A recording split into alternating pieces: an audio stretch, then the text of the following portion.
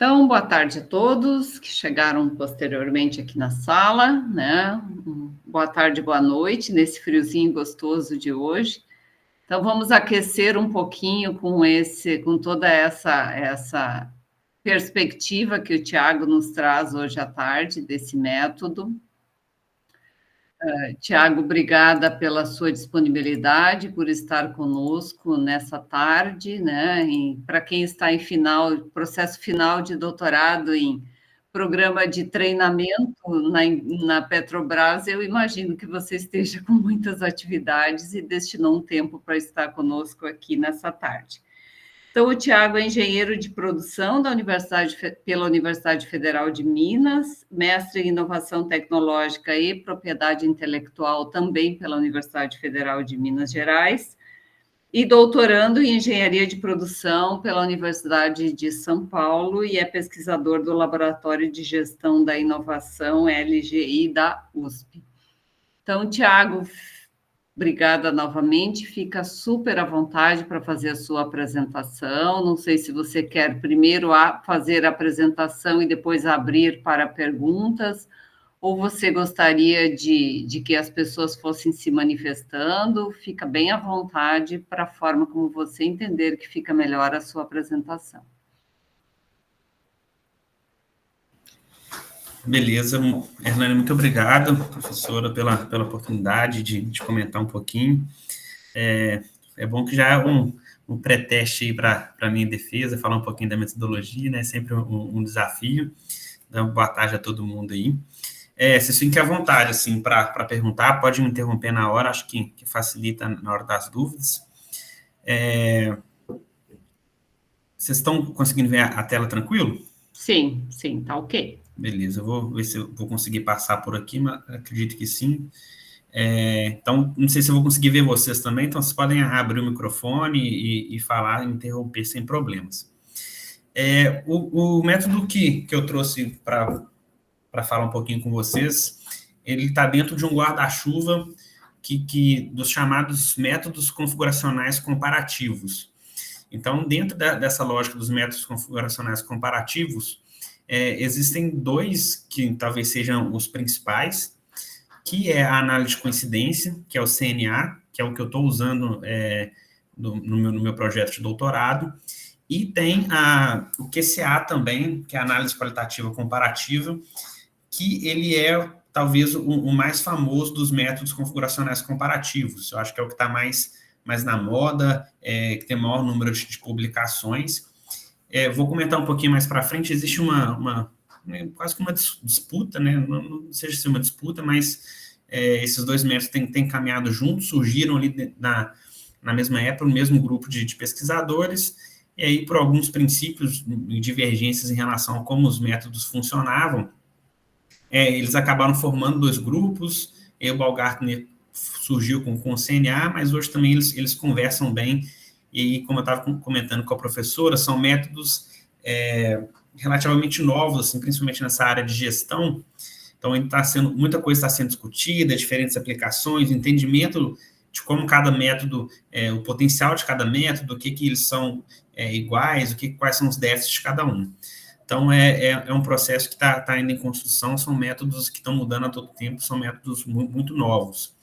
E um outro ponto também que eu queria comentar, que não sou um metodologista, né? Então, eu vou trazer para vocês aqui muito mais uma questão de como eu entendi e construí o conhecimento em relação ao método e um pouquinho da minha aplicação também. Então, assim, é longe dessa apresentação aqui tentar falar sobre a filosofia do método, então isso tem metodologistas que estão estudando isso. Para quem gostar e se interessar, depois eu posso passar mais referências, passei alguns textos. Acho que no contexto brasileiro, talvez a principal referência que tem estudado esses métodos mais a fundo é o professor Jonathan Freitas, do curso de administração da UFMG. Então, ele é um professor, um pesquisador que está debruçando em cima desses métodos para entender, de fato, a filosofia. Então, ele é meio que o guru nessa área. Dúvidas que a gente tem lá no LGI, a gente acaba trocando muita figurinha com ele. E, sim, é um método que a gente está começando a aplicar também lá no nosso laboratório de gestão da inovação. Lá no LGI, a gente estuda principalmente como as empresas gerem inovação, então, ou seja, como que as empresas se organizam para ter um potencial de inovação maior, e aí, dentro desse grande fenômeno, a gente aplica diversos métodos, e recentemente a gente começou a trazer esses configuracionais para trabalhar com eles. Beleza? Deixa eu ver se eu vou conseguir passar. Acho que vou ter que mudar para cá. Esse aqui é o meu LinkedIn, meu e-mail. Vocês fiquem à vontade também para mandar e-mail. Qualquer dúvida também podem me adicionar lá. Bom, eu acho que não passou, a gente está na primeira ainda. Tá, deixa eu ver se eu consigo compartilhar de novo aqui.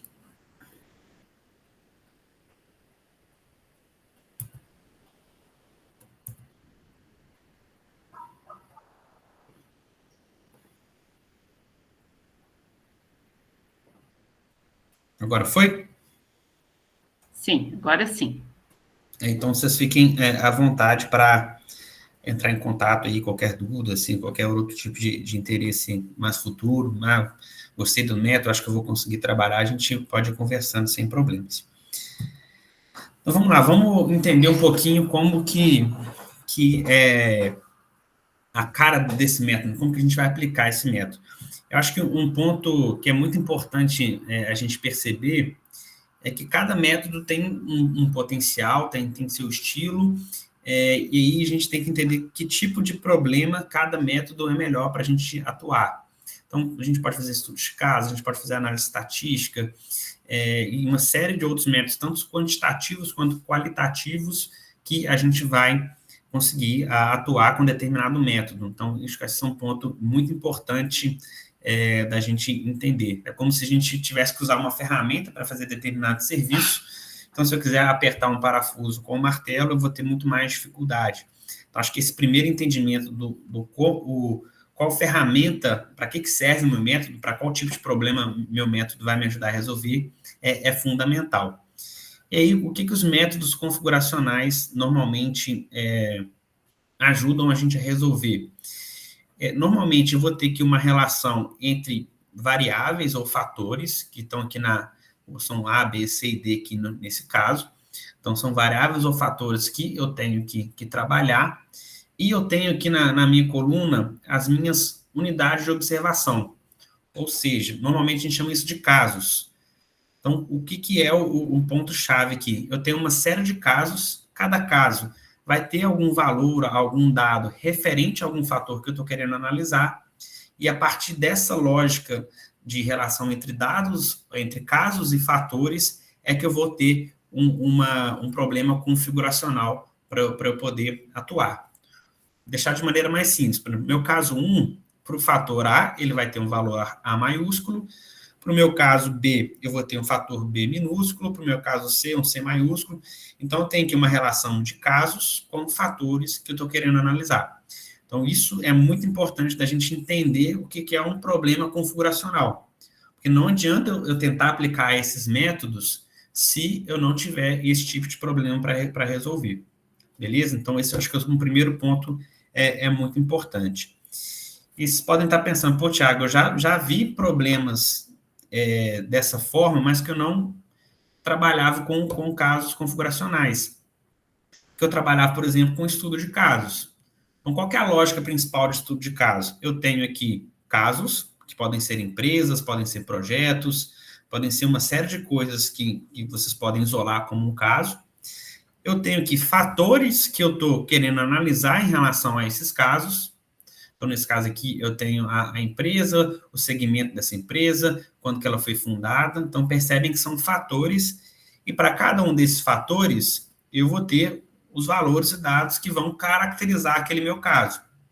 Então, a partir do preenchimento dessa relação do caso com o fator, eu vou ter casos com determinadas características.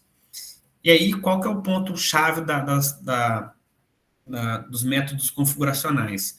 Eu vou tentar pegar semelhanças ou diferença entre esses casos para eu poder fazer diversas análises pensando aí, em algum resultado que eu quero alcançar. Então, um outro ponto que é muito importante é qual que é o meu valor de interesse, qual que é o meu resultado de interesse em relação a esses casos que eu estou estudando. Então, se a gente voltar aqui, eu tenho diversos casos que têm diversas características e eu posso tentar pensar o seguinte, por exemplo, será que as empresas mais antigas faturam mais? Então, talvez o meu resultado seja o faturamento, ou meu resultado, como nesse caso aqui, é o tipo de colaboração e a performance dessa empresa. Então, percebam que eu tenho um caso com uma série de características e esse contexto, essas características dos meus casos vão me levar a um determinado resultado específico. Então, esse é o tipo de problema que eu vou trabalhar com análise configuracional. É quase como se fosse trabalhar com um estudo de caso, mas a gente vai ver que é importante a gente trabalhar os métodos configuracionais, porque eles vão trabalhar uma lógica quantitativa e qualitativa muito, muito boa. Então, a gente vai conseguir coletar o melhor desses dois mundos. Beleza? Alguma dúvida até então, ou ficou claro esse entendimento do tipo de problema? Acho que está ok, não temos nenhuma mensagem aqui. Acho que dá para seguir, Tiago. Tranquilo. E aí, pessoal, é legal a gente entender que eu mostrei ali na tabela alguns dados que são qualitativos. Então, o ano de fundação da empresa, o setor, mas eu posso ter também relações que vão trabalhar diferentes tipos de dados.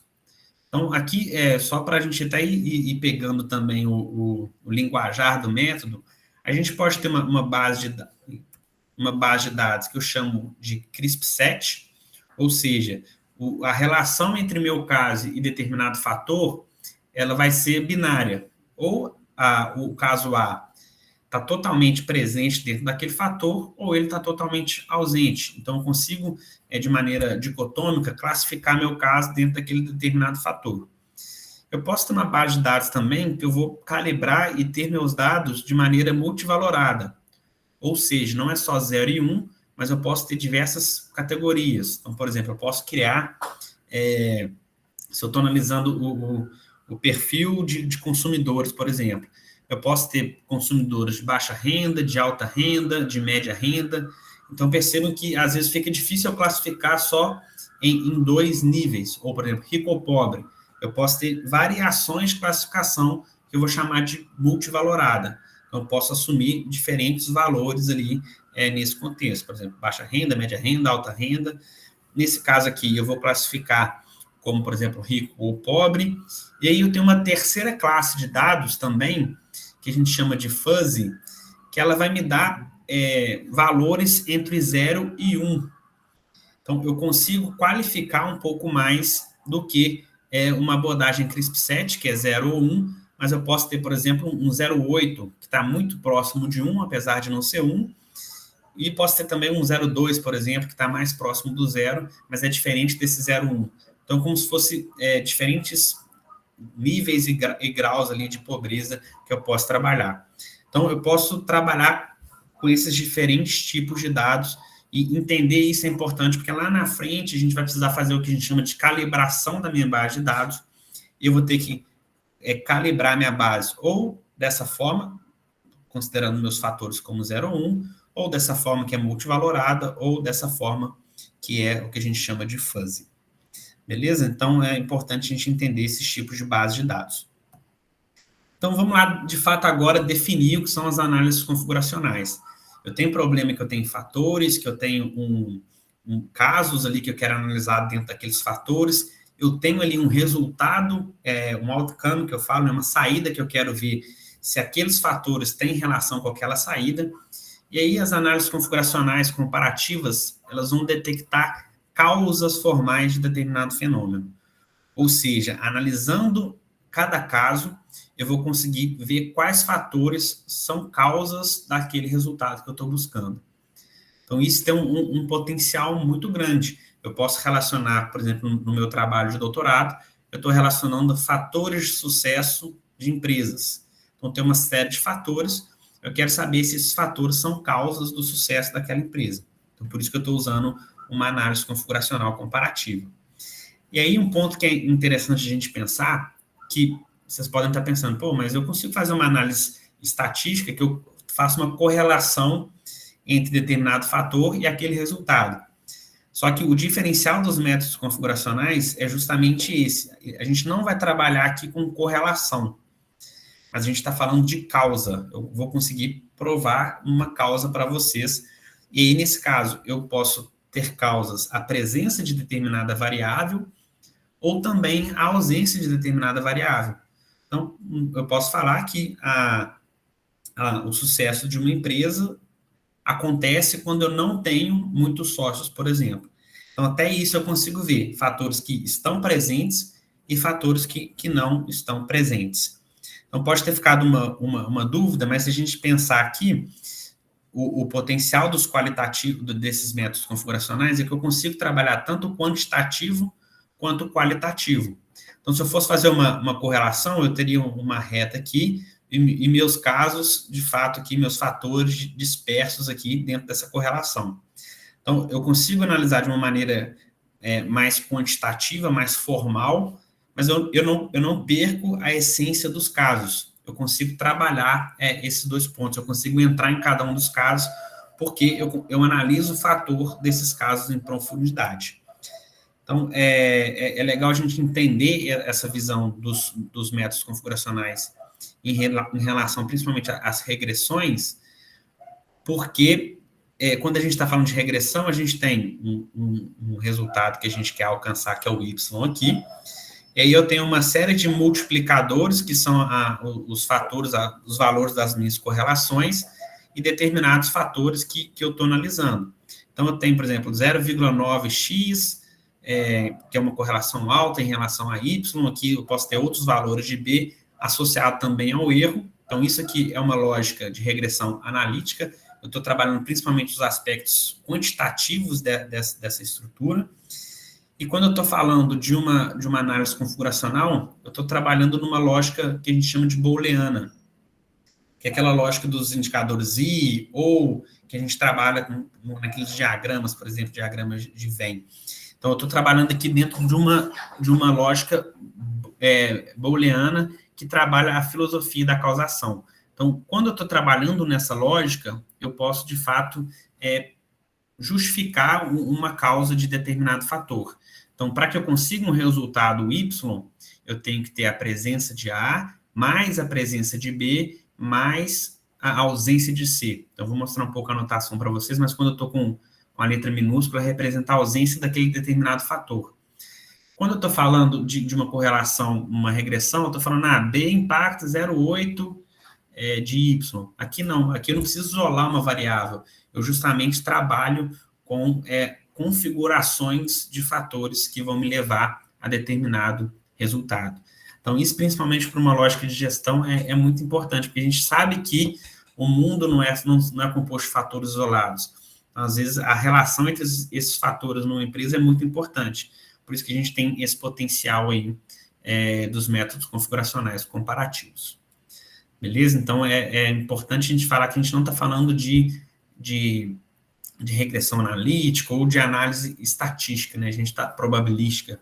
A gente está falando principalmente da filosofia da causação, que determinados fatores que devem cumprir alguns requisitos que a gente vai falar mais para frente, eles são causas combinados ou não de determinado resultado que eu estou buscando.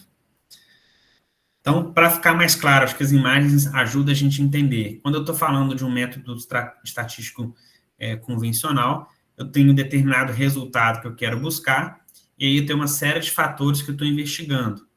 E aí cada fator vai ter que meio um peso de influência dentro daquele resultado que eu estou buscando. Então, aqui é uma análise probabilística e estatística que eu estou fazendo. Quando eu estou falando de uma lógica configuracional, eu vou ter uma série de fatores, uma combinação desses fatores, presença ou ausência desses fatores, que vão ser causa daquele resultado que eu estou buscando. Então, percebam que muda um pouco essa figura quando a gente está falando aí dos métodos configuracionais comparativos. Beleza? Acho que quando for chegando no exemplo, fica também um pouco mais claro. Mas pensem nisso, assim, não estou falando de correlação estatística, porque eu quero analisar a configuração, o composto, né, essas combinações de fatores que me interessam. Então, como eu falei, a gente vai trabalhar com álgebra booleana, e cada caso, lembra que uma coisa que é importante no nosso método são os casos, né, que estão aqui normalmente nas minhas colunas. A gente vai apresentar cada caso como uma combinação de condições causais e resultados. Então, cada linha ali, então, fator A, fator B, eu vou classificando, lembra da minha base de dados ali, eu vou qualificando cada interseção, caso, fator, e aí eu tenho a minha base de dados. E o resultado configuracional, ele fica mais ou menos nessa lógica booleana. Então, se eu tenho A e ausência de B, então esse é um caminho que me leva a C, ou a ausência de A e a presença de B também me levam a C. Isso é um ponto legal. Eu tenho relações também que podem acontecer. Então, se isso aqui me leva a C, C combinado com a ausência de F, ele vai, ou D vai me levar ao E. Então, posso ter cadeias de relações causais. Então, isso é muito importante. Então, vamos dar um exemplo.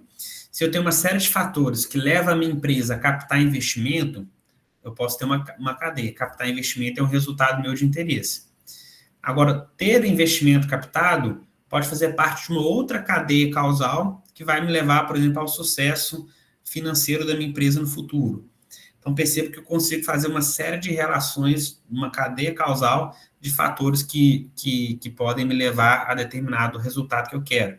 Então, isso é muito interessante também de pensar.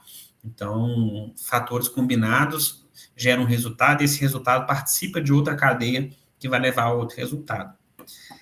Então, normalmente, como que a gente tem anotações aqui para a gente aprender isso e levar até o final da nossa apresentação? As letras, normalmente, são as propriedades, as características, os fatores que a gente está analisando. Se eu tenho uma letra maiúscula, isso está me dizendo a presença daquele fator. Se eu tenho uma letra minúscula, quer dizer a ausência daquele fator. Então, maiúsculo presença, ausência minúscula. Quando eu uso o asterisco, eu estou falando que ele é o E lógico. Então, A e B, ou A e B minúsculo, então a presença de A e a ausência de B. O mais é o sinal lógico do ou, então eu tenho esse caminho ou esse caminho, então isso é aquela lógica booleana que eu falei para vocês. E essa relação aqui é o se, somente se, que a gente usa como causalidade. Então, o que está à direita só acontece se o que está na esquerda acontecer também. Por isso que a gente fala de uma relação causal. Então, as letras maiúsculas quer dizer presença daquele fator, as minúsculas ausência, e aí a gente tem a relação causal, que é resultado. Então, por exemplo, vou pegar um exemplo lá que eu vou falar para vocês do meu trabalho. Então, estou analisando fatores de sucesso de empresas de base tecnológicas. Então, posso ter um fator lá que meu fator A é fazer alianças de P&D, de pesquisa e desenvolvimento. E meu B é ter patente, por exemplo. Então, qual seria o resultado aqui? Meu resultado seria um resultado financeiro. Então, se eu tenho aliança de P&D e não tenho patente, eu ganho resultado financeiro. E se eu não tenho aliança em P&D e tenho patente, eu também chego nesse resultado. Então, é mais ou menos essa lógica aí que a gente usa nos fatores e métodos configuracionais comparativos. Beleza? Então, essa notação é legal a gente aprender que isso vai acompanhar isso ao longo da apresentação. Então, vamos falar de algumas definições importantes aí dentro desse contexto dos métodos configuracionais comparativos. Então, só recapitulando, a gente tem casos, a gente tem fatores e a gente tem resultado. O que a gente quer saber? Quais fatores combinados vão gerar aquele resultado, vão ser causa daquele resultado. Como que eu faço isso? Eu vou analisando os casos que eu tenho e, a partir de determinadas configurações entre esses casos e esses fatores, eu consigo tirar conclusões que aqueles fatores são causas ou não daquele resultado. Beleza? Eu não estou falando de correlação estatística, eu estou falando de filosofia da causação ou relações causais. Então, dentro dos métodos configuracionais comparativos, eu tenho um conceito importante, que é o conceito de conjuntividade. O que isso quer dizer para mim? Que as condições, elas podem ocorrer juntas para que um fator ocorra. É aquilo que eu comentei com vocês. Então, eu não preciso olhar um fator de maneira isolada. Eu posso usar combinações desses fatores. Beleza? Então, isso é o que eu chamo de conjuntividade. Um outro conceito importante é o conceito de disjuntividade. Ou seja, um efeito ele pode ocorrer por meio de diferentes caminhos causais. Então, eu nunca vou achar... falar nunca é difícil, né? Mas eu tenho a possibilidade de ter diversos caminhos que vão me levar ao sucesso da empresa. Então, eu falei com vocês, por exemplo, numa relação de patente, aliança em P&D. Mas eu posso falar também que se o CEO da empresa for herdeiro, ele pode também gerar sucesso na empresa. Ou seja, diversos fatores, diversos caminhos podem me levar ao sucesso daquela empresa. Então, é importante a gente ter isso também. Então, eu posso achar diferentes caminhos, e isso é muito interessante, porque a gente não fica limitado. E, mais uma vez, a realidade, eu sei que diferentes caminhos podem levar ao sucesso. Então, se eu fico isolando as minhas variáveis para analisar, eu sempre vou ter um distanciamento daquilo que é a realidade. Um outro ponto importante que eu também já comentei com vocês é a questão da sequencialidade. Então, eu posso ter alguns efeitos que vão gerar outros efeitos. Então, é aquela questão de eu ir construindo relações causais de uma maneira a propagar essa influência ao longo das cadeias. Então, isso é importante também.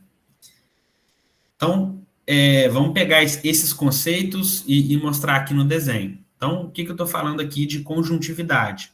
Então, aqui eu tenho conjunções F1 e F6. Ou seja, fatores podem ser combinados para gerar determinados resultados. Mas, Thiago, para gerar o outcome 1, eu tenho outros caminhos, que eu vou chamar de disjunção. Então, são o conceito de disjuntividade. Então, não só F1 e F6 vão me gerar o outcome 1, mas F5, F4, F3 combinados também me geram esse resultado. Então, esse a gente está explicando o segundo conceito. E o terceiro conceito esse resultado 2, o outcome 2, ele pode ser um fator que vai gerar o outcome 2 que eu estou querendo aqui. O outcome 1 pode ser um fator que vai me ajudar a gerar o outcome 2. Então, isso eu estou chamando de sequencialidade. Beleza? Então, esses são conceitos importantes. Guarda, então, eu posso ter combinações de fatores, eu tenho diferentes caminhos que vão me levar ao sucesso, e o sucesso que eu alcancei pode ser um fator que vai me levar a outros sucessos, ou outros outcomes, ou outras saídas que eu tô querendo construir. Você tem uma pergunta? Tem. Cauê, pode abrir o microfone e fazer a pergunta. Oi, eu só queria saber, esses outcomes aí, eles são os resultados esperados quando você faz o desenho da pesquisa, do que você deseja? Perfeito, perfeito. Eu estou falando sucesso aqui, porque o sucesso é o que eu estou na minha pesquisa, mas é o resultado que você quer buscar. Tá.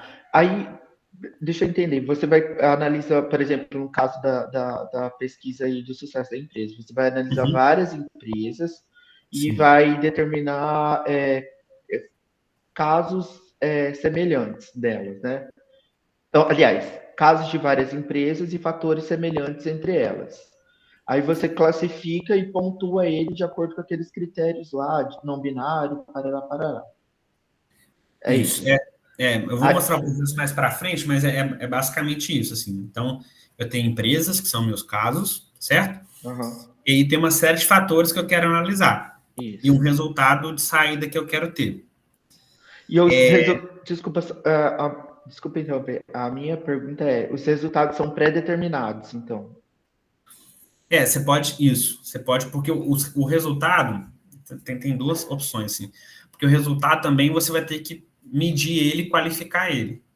Então, por exemplo, o que pode... Sucesso da empresa, para mim, eu falei, sucesso da empresa é a percepção do empreendedor daquele sucesso. Mas eu poderia classificar também como um faturamento acima de 1 milhão. Então, eu posso definir isso, e eu posso definir, minha variável de sucesso é essa.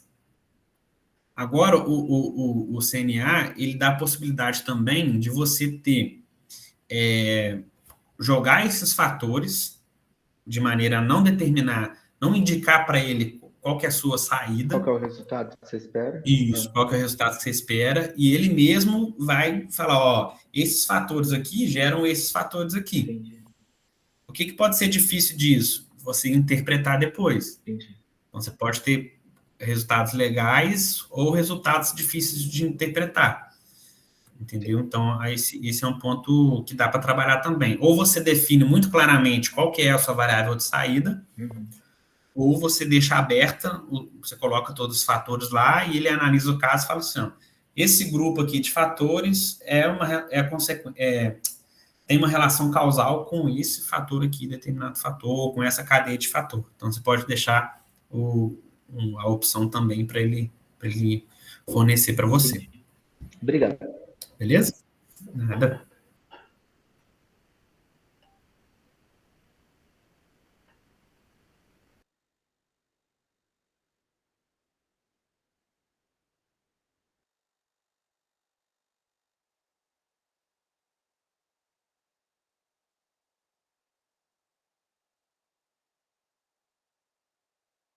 Tiago, acho que o teu microfone está fechado.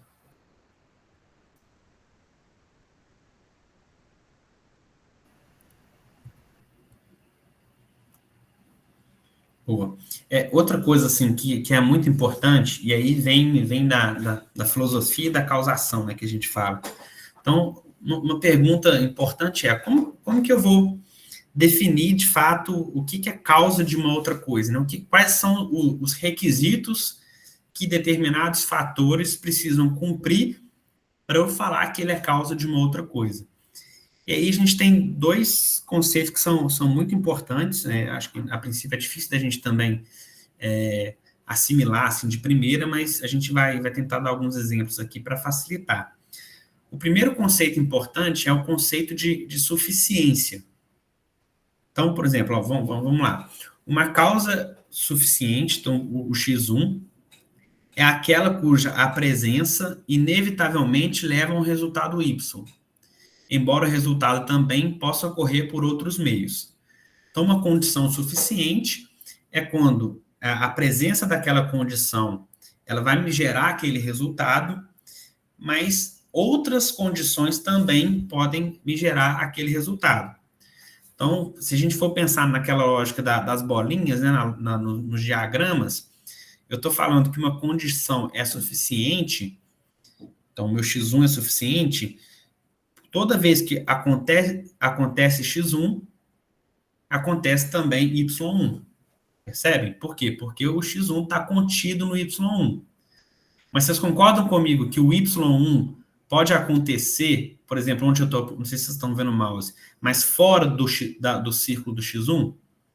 Ou seja, X1 é suficiente para Y acontecer.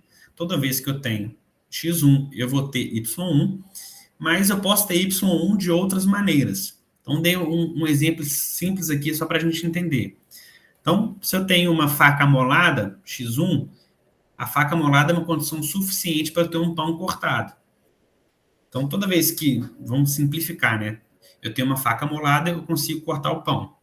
Mas eu posso cortar o pão de outras diversas maneiras. Então, isso é o conceito de suficiência. Beleza? O outro conceito que é muito importante é o conceito de necessidade.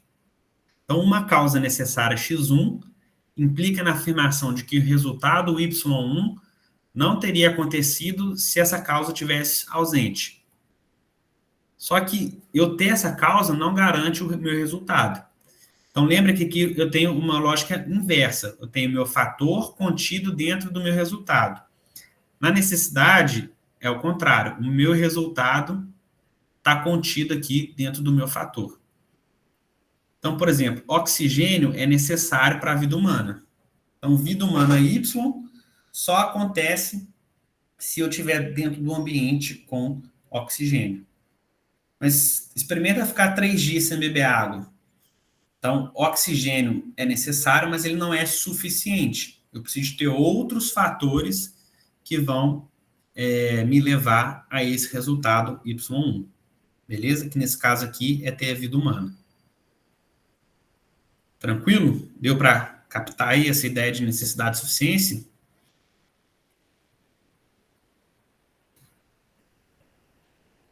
Show de bola. Então, silêncio, ausência de dúvida. Sim, deu certo. Deu para entender. Então, vamos pegar um outro exemplo aqui. Então, esse método foi muito utilizado nas ciências sociais para analisar contextos de países e tudo mais. Então, aqui, ó, eu ter uma democracia é suficiente para eu não ter uma guerra.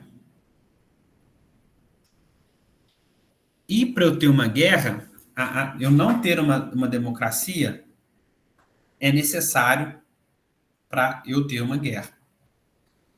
Ou seja, toda vez, então, pensa na lógica de estar contido. Então, ter uma democracia está contido dentro de não ter uma guerra, então é suficiente. E aqui, eu ter a guerra está contido dentro de eu não ter uma democracia. Então, eu posso ter um país que não é democrático e não está em guerra, concorda? Então, seria uma flecha saindo daqui e indo para cá. Mas toda vez que eu tenho guerra é porque eu não tenho democracia. E aqui meio ao contrário. Toda vez que eu tenho democracia, isso implica que eu não vou ter guerra. Então, isso é a gente pensar necessidade e suficiência no contexto dos nossos problemas. Então, esses são conceitos que são fundamentais para a gente definir a causalidade. Por quê? Porque a gente vai ver mais para frente que o método configuracional vai buscar necessidade e suficiência dentro dos meus fatores. Beleza? Então, eu sempre estou olhando para os fatores, ver, esse fator é necessário para o meu sucesso? Ele é necessário, mas ele é suficiente? Não, não é suficiente. Então, a gente vai trabalhar muito com esses conceitos de necessidade e suficiência, porque eles vão estar diretamente relacionados com a minha relação de causa. Beleza? Então, isso é meio até filosófico, mas é muito importante a gente entender isso. Tranquilo? Então, beleza, a gente faz uma introdução dos principais pontos aí dos métodos configuracionais, e aí eu vou falar rapidinho para vocês sobre esses dois principais, o QCA e o CNA. Como eu falei com vocês, o CNA, o QCA é um método hoje que está mais conhecido dentro desses métodos configuracionais, principalmente na área da administração. Então, a gente tem aí diversos áreas atuando aí utilizando o QCA, tem várias chamadas de revistas, chamadas especiais, né, para a utilização do método. Então, o mais conhecido é o QCA. O QCA ele foi desenvolvido aí a partir de um trabalho do Reagan lá em 87. Então, depois a gente teve aí uma série de evolução, e aí principalmente nas lógicas, nas implementações, né, do software para conseguir rodar essa análise. Aqui a gente tem também aquela questão que eu mostrei lá dos tipos de dados, né? Então, a maioria, a gente tem os dados CRISP, QCA, a gente tem também o Fuzzy, QCA, que é o que é o mais utilizado. O multivalue não é tão utilizado assim, porque tanto o multivalue quanto o CRISP, eles podem ser representados como o Fuzzy, então a gente vai ver isso um pouquinho na calibração, mas a gente vai ver que é uma crescente de publicação gigante desses métodos. Eu acho que são assim, bem famosos, bem alta, então isso é bem legal. Então tem revistas que soltam chamadas para artigo, que não importa a temática, mas importa a utilização do método. A comunidade do QCA, principalmente por ela ter surgido antes, ela se organiza, tem esse site aqui, então assim, tem artigos base, tem treinamento, tem muita coisa já publicada de QCA, então é legal dar uma olhadinha e conhecer também, aprofundar também quem tiver interesse. Algumas similaridades entre o QCA e o CNA. Então, assim, a lógica da mesma base matemática, os dois usam, a mesma lógica dessa questão de conjuntos, de como que a gente vai analisar o modelo, eles vão processar os mesmos tipos de dados, então vai ser CRISP, vai ser Fuzzy, vai ser multivalorado, vai ajudar a gente a descobrir causas a partir de conjunções e disjunções.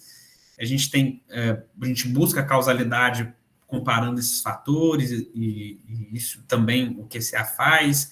A gente precisa de dados homogêneos aí para a gente conseguir ter boas conclusões em relação ao resultado que a gente garantiu.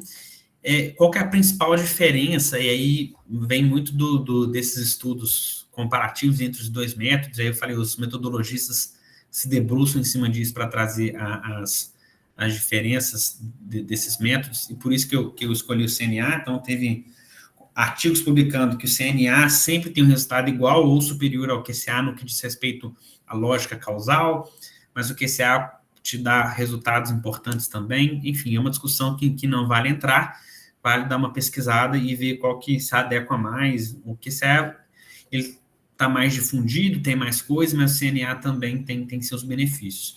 O CNA, ele vai construir os modelos numa lógica de baixo para cima, que a gente chama. Vou mostrar um pouquinho para vocês ali. Então, ele vai analisando cada fator individualmente primeiro e comparando com o resultado que eu quero, e se aquele fator não for necessário o suficiente para aquela condição, ele vai adicionando outros fatores de maneira combinada até chegar nos resultados que eu quero. O QCA, ele vai numa lógica ao contrário. Então, ele pega um modelo mais completo e vai reduzindo. Ele usa um algoritmo da época da engenharia elétrica, né, para resolver problemas de engenharia mesmo. Então, tem algumas falhazinhas ali que o pessoal descobriu, que o CNA, enfim, essa discussão. Uma coisa que o QCA não pode é fazer aquela relação causal que eu mostrei para vocês, então, de um resultado impactar esse fator do outro. Então, o QCA não faz esse tipo de análise. E aí, o CNA ele é um pouco mais rígido em relação a essas relações causais. Então, se você tem um resultado pelo CNA, ele vai, de fato, confirmar. Aquilo é uma relação causal. Para o QCA, ele dá direcionamentos, mas eu não consigo, de fato, afirmar que são causas, né? Então, ele vai me indicar modelos próximos ali, mas não necessariamente causas. Mas essa é uma discussão que está ainda aberta, eu trouxe mais a título de curiosidade para vocês. Então, o CNA, como eu falei, vai nessa lógica que o QCA não vai, do resultado gerar um outro resultado, enfim. E agora a gente vai entender um pouquinho como que o CNA funciona, beleza? Então, o que o CNA vai buscar a todo momento, e isso está lá naquela parte filosófica que eu falei, e se eu conseguir chegar nesses resultados, eu estou chegando numa causa de determinado fator. Então, o que o CNA busca? Ele vai buscar uma solução na lógica booleana, que a gente já viu como que é, aquela com os indicadores I ou. Então, ela vai ser interpretada casualmente, se e somente se a gente tiver disjunções minimamente necessárias. Ou seja, eu tenho caminhos que são minimamente necessários. Então, são os caminhos mais simples que eu tenho que vão ter aquela relação de necessidade com o meu fator. E esses caminhos, eles têm que ser compostos, então lembra que a disjunção são caminhos, e esses caminhos são compostos de conjunções, que são as combinações de fatores, de valores que são minimamente suficientes.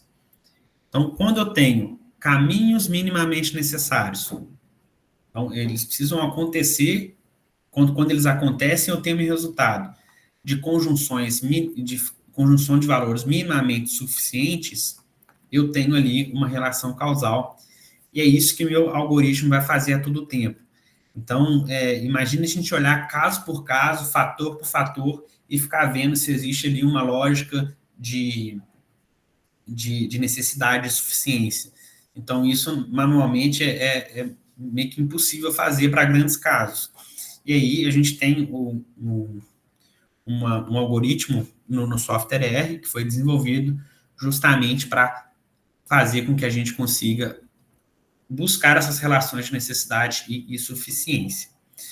Eu sei que é difícil, eu vou passar um exemplozinho aqui que eu acho que fica muito, muito mais fácil da gente entender, um exemplo ilustrativo aqui de como que o algoritmo trabalha, e aí a gente vai entender como que as coisas funcionam. Mas lembrem disso, de junções minimamente necessárias, de conjunções minimamente suficientes. Então, vamos lá. Então, vamos pegar aqui um problema um problema característico para ser resolvido com o CNA. Então, o CNA vai buscar, então, eu tenho aqui as minhas letras minúsculas, nesse caso, são meus casos. Então, eu tenho aqui do A ao H de casos. Eu quero analisar os fatores A, B e D, então, esses são os fatores, e o meu fator E é o fator que eu quero trabalhar ele como o meu resultado de interesse, beleza? Então, aqui eu já defini previamente o meu resultado de interesse, que é o fator E. Quando eu tenho 1, quer dizer que meu caso A, ele tem a presença do fator A. Quando eu tenho 0, quer dizer que eu tenho a ausência do fator. Beleza? Então, por exemplo, meu caso A tem todos os fatores, inclusive o que eu defini como a minha saída está presente também.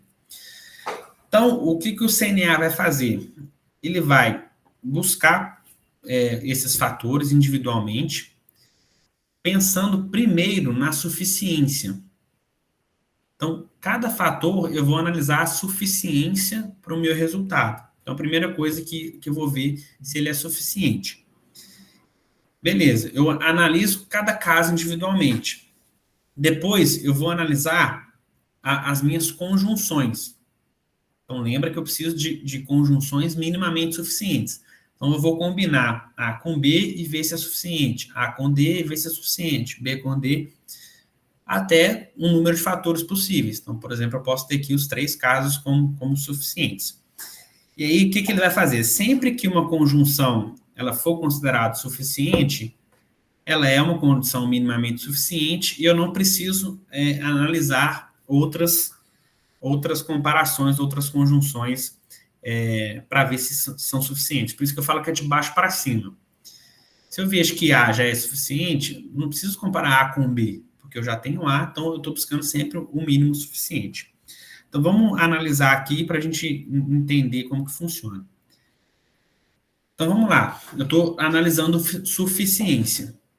Então, vamos analisar aqui, ó, a suficiência do fator A. Então, pego todos os casos que meu fator A é 1 e vou comparar com o meu fator E. Então, lembra que suficiência é se eu tenho o A é suficiente para eu ter o E. Ou seja, toda vez que eu tenho a minha faca boa, eu tenho pão cortado. Então, nesse caso aqui, o A é suficiente para eu ter o E? O que vocês acham? Não. Por quê? Porque no B deu 0. Perfeito. Excelente. Então, meu A não é suficiente, por quê? Porque eu tenho casos em que eu tenho A, mas eu não tenho o meu resultado. Então, o colega acertou em cheio. Então, meu A não é suficiente para ter o E. Será que o meu B é suficiente?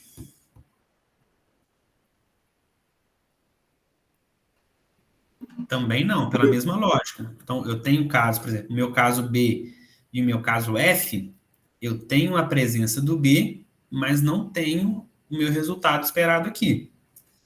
Então, isso a gente está raciocinando como se fosse um algoritmo, tá, pessoal? Então, beleza, opa, o B também não é suficiente, porque aqui eu tenho B, eu tenho 0, aqui eu tenho B e não tem meu resultado. O meu D, ele é suficiente?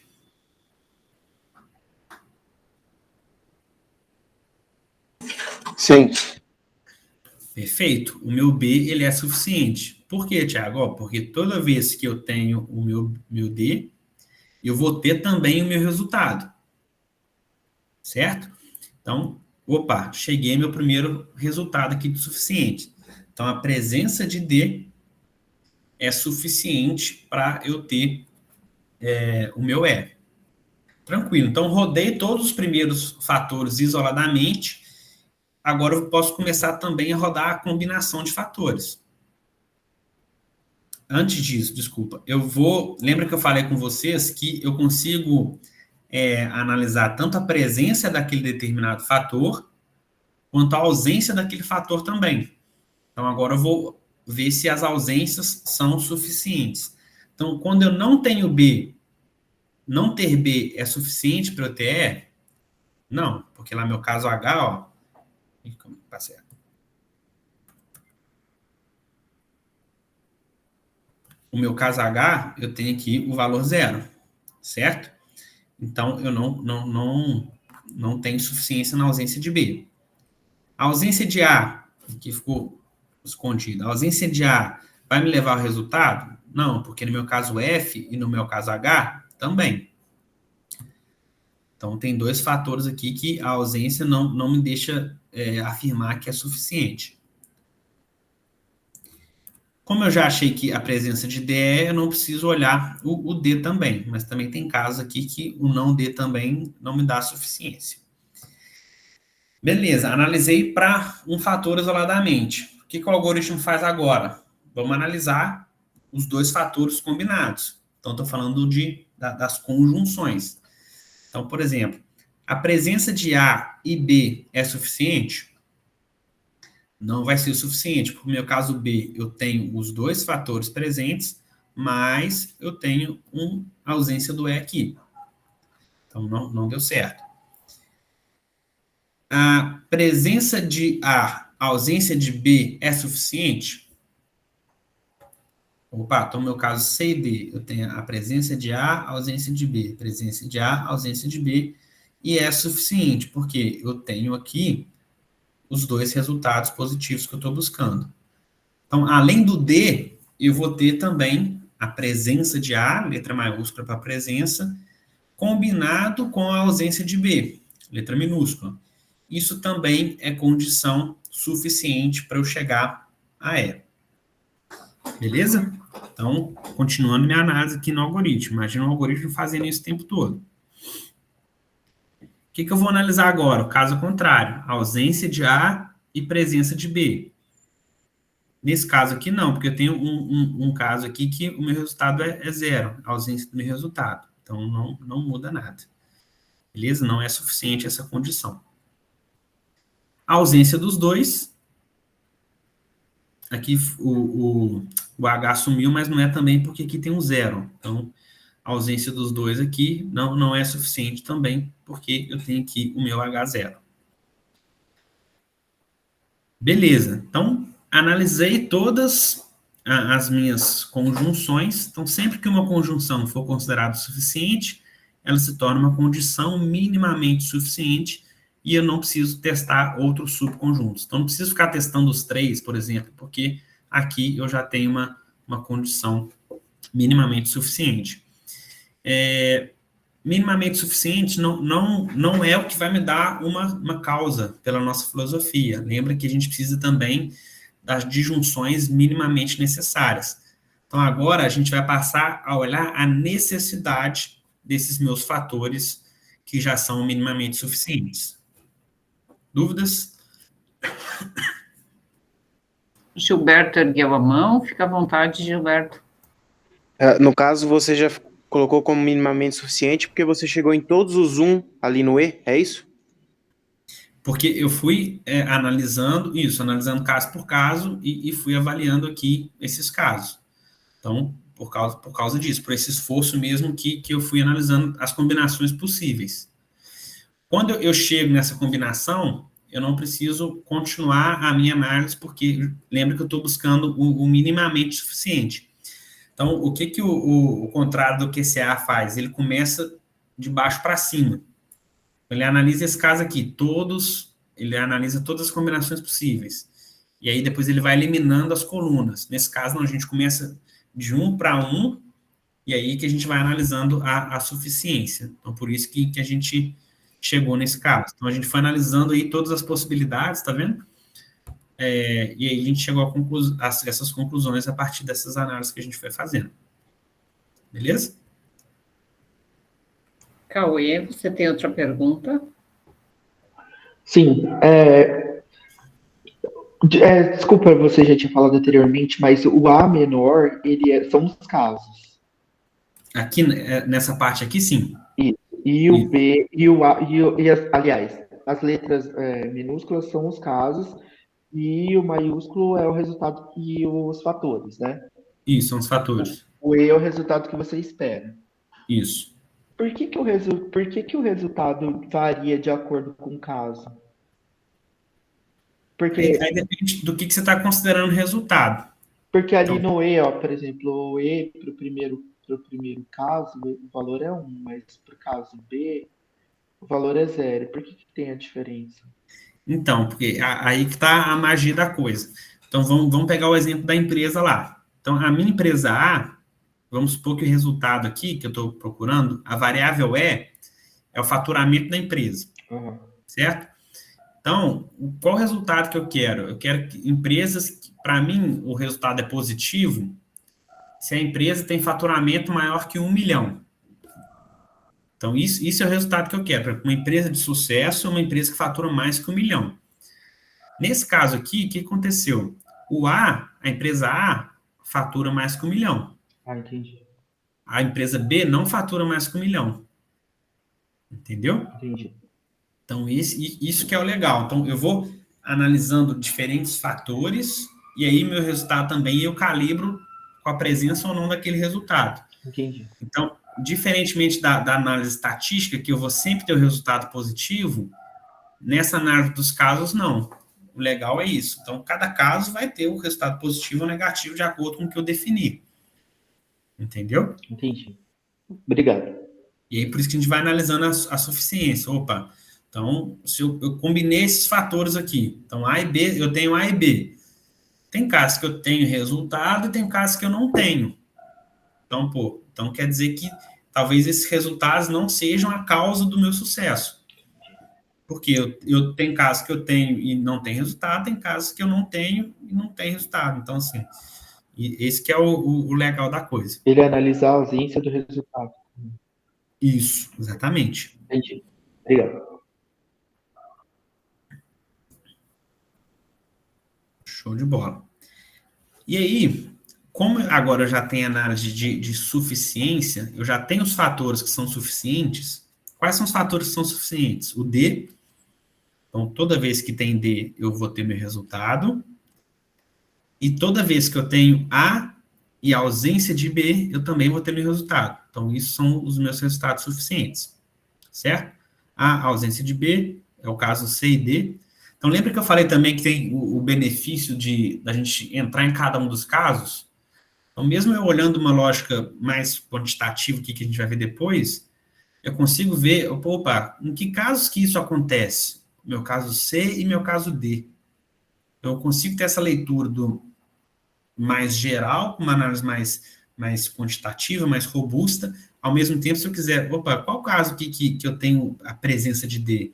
Ou a presença de D eu tenho no meu caso A, eu tenho no meu caso C, eu tenho no meu caso E, tenho no meu caso G. Que casos são esses? Posso dar uma olhadinha se eu quiser também fazer esse tipo de análise. Então, isso é um ponto legal também. Então, lembra que eu preciso ter necessidade e suficiência. Suficiência são esses dados. São essas combinações. Então, será que eles são necessários? Ou seja, é aquela história do oxigênio lá. Então, para eu ter vida, eu tenho que ter o oxigênio. Será, então, que para eu ter o E, eu preciso ter o D? Você percebe que é uma análise diferente. Numa análise eu olhava o D, que implicava no E. Agora, para ter o E, eu preciso do D? Então, a gente vai analisar agora a necessidade. Então, vamos pensar aqui. Eu vou analisar agora cada um individualmente, e aí agora eu vou analisar a necessidade, e da mesma forma, se eu for analisando esses casos individualmente e eles já forem necessários, ele é considerado ali um meu fator isolado, eu não preciso fazer o que eu chamo de superconjuntos, ou seja, somar ele a outras coisas. Mas se eu perceber que ele não é necessário, eu vou somar ele, fazer uma conjunção, uma disjunção dele, na verdade. Então, vou somar ele com outro fator para eu conseguir chegar na minha necessidade. Então, vou, para ficar mais fácil o exemplo. Eu tenho aqui o meu D, que ele é suficiente. Então, eu tenho D, eu tenho o I, o E, tenho D, eu tenho o E, tenho D, eu tenho o E, tenho D, eu tenho o E. Agora, a minha análise de necessidade é: existe algum caso em que eu tenho o E, mas eu não tenho o D?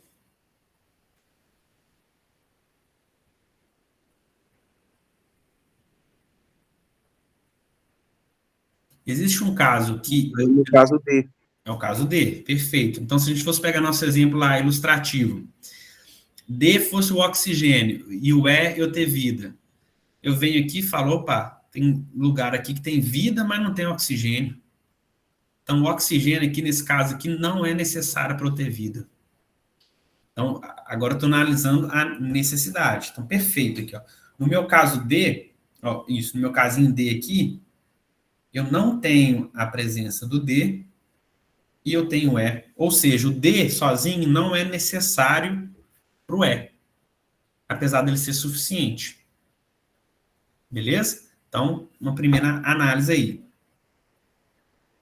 Vamos pensar agora a outra suficiência que a gente tinha encontrado. Eu sei que a presença de A e a ausência de B é suficiente para eu ter o E. Então, toda vez que eu tenho presença de A e ausência de B, eu tenho ali o meu E. Mas existem casos em que eu tenho E e não tenho a presença de A e ausência de B? Existe, por exemplo, aqui no meu caso A, ó, eu tenho o caso, mas não tenho aqui, eu tenho B aqui. Ou seja, aquela configuração que eu tinha achado que era suficiente, presença de A e ausência de B, não é necessária para eu ter o E. Por que não é necessária? Porque existem casos que eu tenho E, mas não tenho presença de A e ausência de B.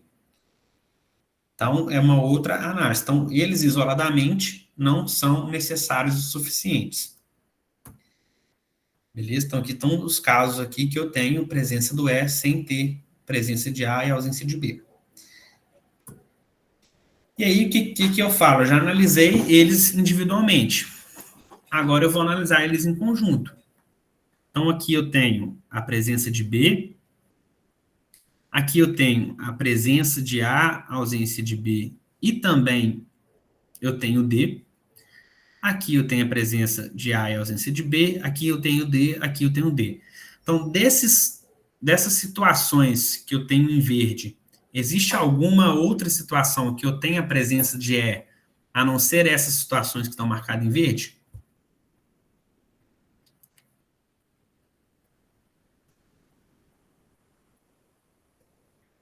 Não tem.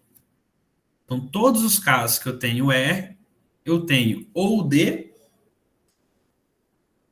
ou eu tenho A e ausência de B. Então, olha que legal. A e ausência de B ou D são condições minimamente necessárias e suficientes para eu ter o meu resultado E. Perfeito? Então, isso aqui é o resultado da minha análise configuracional. Ou seja, presença de A e ausência de B, ou a presença de D, são causas da presença do meu fator E. Então, isso aqui é o resultado do meu algoritmo do CNA. Beleza? Então, dessa maneira, eu destaco aqui essas... Lembrando que aí eu vou ter disjunções minimamente suficientes de conjunções minimamente necessárias. Então, aqui eu tenho o meu resultado de uma análise configuracional. Tranquilo? Então, é bem legal ver como que o algoritmo vai trabalhando e vai chegando ao resultado. Nesse caso aqui, a gente está analisando 4 fatores, 2, 4, 6, 8 casos. Então, é relativamente simples, dá para a gente fazer manualmente. Mas vou mostrar para vocês um pouquinho aí da minha pesquisa, como que isso funciona. Alguma dúvida, pessoal? Vou tomar uma água aqui enquanto vocês pensam em alguma coisa.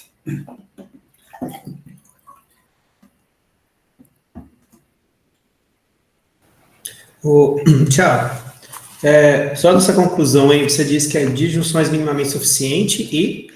De conjunções minimamente necessárias. É esse ponto aqui, ó. Que isso vai me garantir a causa. Isso aqui, ó. Disjunções, ao contrário. Disjunções minimamente necessárias de conjunções minimamente suficientes. Então, lembra que eu fui analisando primeiro a suficiência. Lembra que conjunções são aquelas combinações de fatores. E disjunções são os caminhos. Então, fui analisando cada um dos caminhos individualmente para ver se eles eram suficientes. Se eles isoladamente não fossem suficientes, eu sempre associava eles a outros fatores, certo? Se eu encontrava ali uma relação de suficiência, eu vou agora para uma relação de necessidade. Mas quando eu tenho dois fatores minimamente suficientes combinados, eles acabam virando uma disjunção, viram um caminho. Então, na minha segunda etapa, eu não analisava fatores isoladamente, eu analisava os caminhos. Eu analisava a presença de A, ausência de B e o D. E esses caminhos, eles tinham que ser minimamente necessários. Aí eu consigo matar essa minha relação causal. Beleza? Isso aqui, para ser sincero, está lá na filosofia, então é até difícil de explicar essa essência, mas mapeando ali, dá para perceber que são fatores que, de fato, são importantes para acontecer. Tá claro, obrigado. Então, vamos falar um pouquinho do meu caso, só para ficar talvez um pouco mais claro, menos genérico. O que eu estou estudando, né? Estou estudando combinações de fatores de sucesso de empresas de base tecnológicas, e eu estou estudando uma base de dados que o PIP da FAPESP, é um programa de investimento em empresas de base tecnológica. Então, são empresas que têm uma tecnologia ali como um ativo importante, meio que a origem da empresa saiu dessa base tecnológica, seja uma pesquisa acadêmica, seja de empreendedores aí. E aí, qual que é o principal modelo conceitual aí da minha pesquisa? Então, eu tenho as empresas de base tecnológicas que são apoiadas por esse programa. Então, eu mergulhei nessa jornada porque a própria FAPESP pediu ao laboratório lá de pesquisa nosso para fazer uma análise que ela queria entender os impactos desse programa, do PIP, que ela estava organizando. E aí a gente fez uma análise qualitativa, com entrevistas, mas aí a gente aproveitou também para fazer uma survey desses fatores de sucesso. Então, essas empresas, elas têm uma série de desafios para chegar no sucesso delas, mas existe uma série de fatores também contextuais que fazem com que algumas empresas consigam passar por esses desafios, enquanto outras ficam ali perdidas no meio do caminho. Então, o que eu queria entender por meio dessa análise configuracional? Quais fatores tinham alguma relação de causa com o sucesso dessas empresas? Por que isso é importante? Se eu tenho fatores que vão mostrar causa, eu consigo gerenciar esses fatores para tentar aumentar um pouco mais essa taxa de sucesso aqui que eu tenho dessas empresas. Então, esse é um pouco a lógica aí do meu projeto de pesquisa. Aí que a gente foi primeiro para a literatura, para ver como que estava sendo estudado. Então, normalmente, a gente tem aí uma série de fatores que influenciam, e às vezes, como eu falei para vocês, eles são analisados de maneira individual, isolada, apenas por correlação estatística.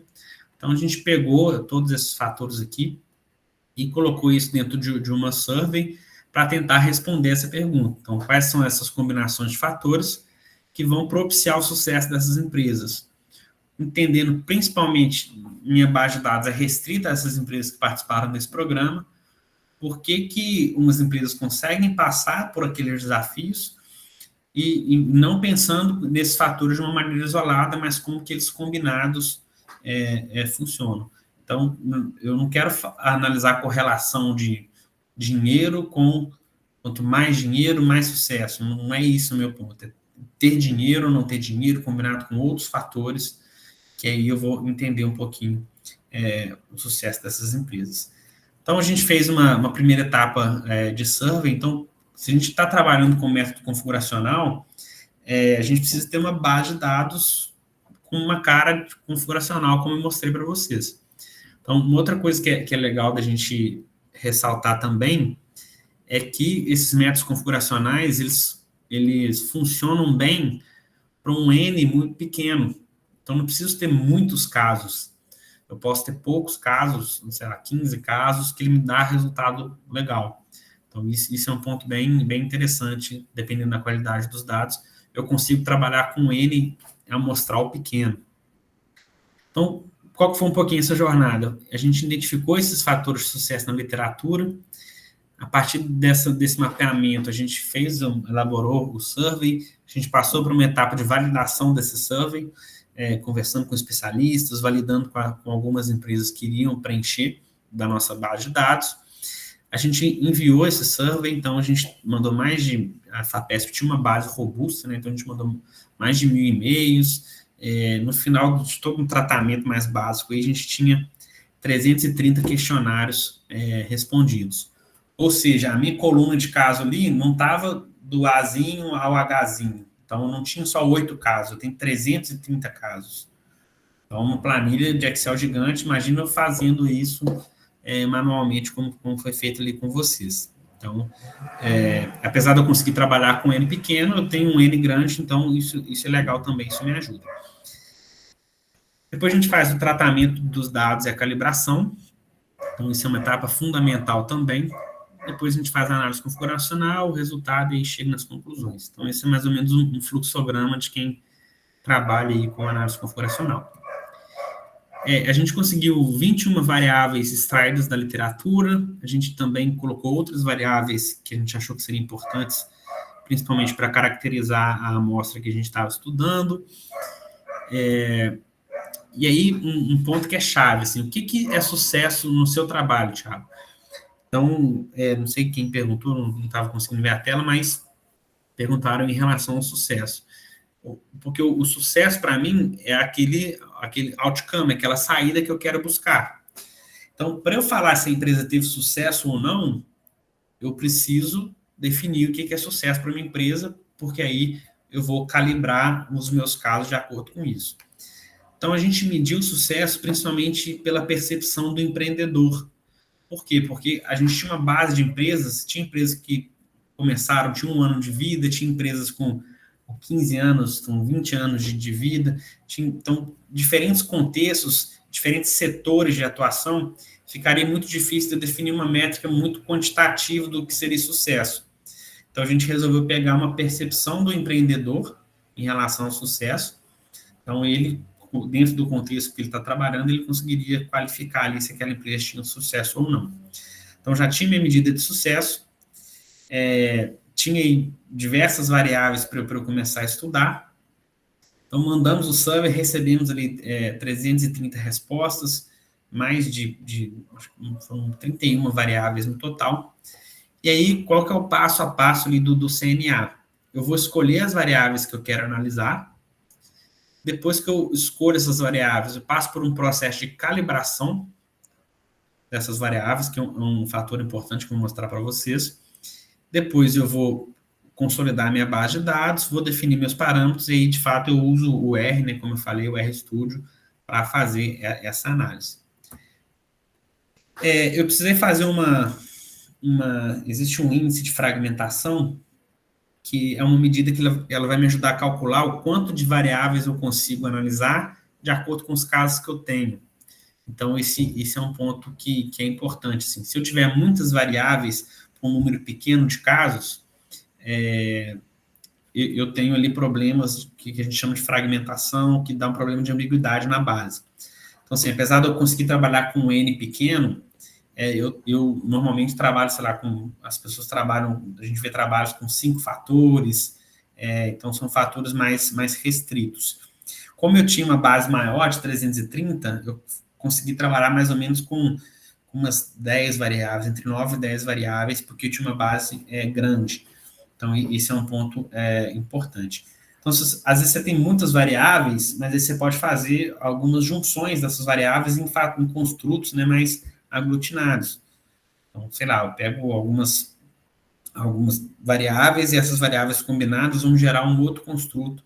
Então, posso funcionar assim que eu consigo diminuir o número de variáveis a ser trabalhado. Então, quais foram as variáveis que eu encontrei e que a gente decidiu trabalhar? Então, lá os meus fatores de análise a intensidade de competição do mercado que a empresa está trabalhando, se ela trabalha com dinamismo do ambiente, se ela tem uma estratégia de baixo custo, se ela tem uma estratégia de diferenciação, se ela é uma empresa intensiva em marketing, se ela tem inovação de produto, se ela tem integração na cadeia de valor, se ela faz aliança em P&D, se ela tem uma performance na tecnologia, se ela tem uma performance positiva com investimento, e aqui, a 11ª aqui é a minha performance no negócio, que é a minha variável de sucesso. E então, beleza, eu resolvi trabalhar com essas variáveis. Agora, como que eu vou falar se a empresa tem intensidade de competição ou não? Como que eu vou definir se ela tem inovação de produto ou não? Então, isso que a gente chama de calibração. A calibração é eu pegar o valor da variável que eu tenho, eu consegui lá para o meu server, e transformar numa base configuracional. E a base configuracional é justamente você ter conjuntos de pertencimento, como eu mostrei para vocês. Então, tem que pegar uma variável, no meu caso aqui, por exemplo, intensidade de competição, e definir se a empresa tem ou não tem, ou qual o percentual, não percentual, mas qual a relação de pertencimento num conjunto que eu considero como intensidade de competição, ou que ela não tem intensidade de competição. Então, por exemplo, se eu estou trabalhando, no meu caso, eu estava trabalhando com uma escala Likert, de 1 até 6. Então, eu defini que a empresa tem intensidade de competição, se tivesse na escala respostas 4, 5 e 6. Então, eu falei que isso aqui era total intensidade de competição. Se a empresa respondeu na questão de intensidade de competição 1, 2 ou 3, eu calibrei como não tendo intensidade de competição. Então, isso é um ponto que é fundamental na análise configuracional, é esse aspecto da calibração. Por exemplo, eu posso ter posso estar analisando a idade como eu falei, a pobreza, por exemplo, que eu tinha comentado com vocês. Então, eu posso calibrar pobreza como inferior a um salário mínimo que a empresa recebe, ou superior, eu não declaro como pobreza. Então, sempre vai ser uma decisão do pesquisador em relação ao conhecimento que ele tem. Eu tenho que pegar uma variável e colocar ela dentro de um grupo de pertencimento. No meu caso, como eu estou trabalhando com variável CRISP 01, ou o meu caso vai ter 100% de pertencimento, ou o meu caso vai ter nada de pertencimento, totalmente fora ou totalmente dentro. Se eu estou usando uma calibração fuzzy, eu consigo falar que ela vai ter 0,8 de pertencimento. Então, não é o total, mas também não é o menor. Então, diferentes métodos de calibração vão me ajudar a montar a minha tabela de dados para fazer análise configuracional. Então, a calibração é algo que é fundamental dentro desse processo. Como que eu fiz a minha calibração? Só para exemplificar para vocês. Então, eu tinha que essas variáveis aqui, elas foram construtos que tiveram diversas perguntas no formulário. Ou seja, a partir de diversas perguntas, tinha de 3 a 5 perguntas, eu estava perguntando sobre intensidade de competição, 3 a 5 perguntas eu perguntava sobre dinamismo do ambiente. Então, tinha diversas perguntas no meu questionário que formaram esse construto aqui.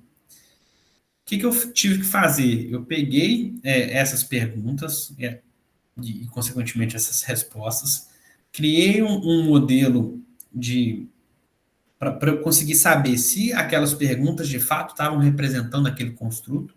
Então, eu peguei 3 perguntas lá que falavam de intensidade de competição. Aí eu avaliava ali, montei um modelo lá de análise multivariada e avaliei, essa pergunta 1 aqui, ela teve um peso de 0,5 para a intensidade de competição.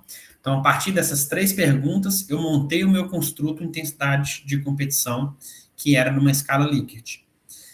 Depois, o que eu fiz? Essa escala Likert eu transformei para base CRISP, ou seja, se o valor, na verdade, que estava maior que 3, era 1, se não 0. Aqui está errado, hein, pessoal?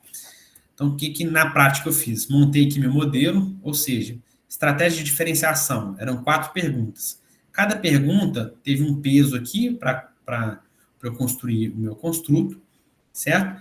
Peguei esses pesos, fiz uma média ponderada e cheguei aqui no valor final dos meus construtos. Então, está aqui a tabelinha. Intensidade de competição. Aqui está a resposta original, dentro de uma escala Likert de 1 a 6.